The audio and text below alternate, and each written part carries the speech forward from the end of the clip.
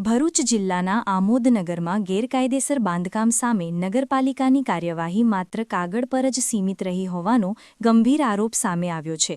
Permission વિના ચાલી રહેના ત્રીજા માળના બાંધકામને લઈ નગરપાલિકાએ નોટિસ આપી, પરંતુ નોટિસ બાદ પણ કામ ધમધમતું રહેતા પાલિકાની કાર્યક્ષમતા પર સવાલો ઊભા થયા છે.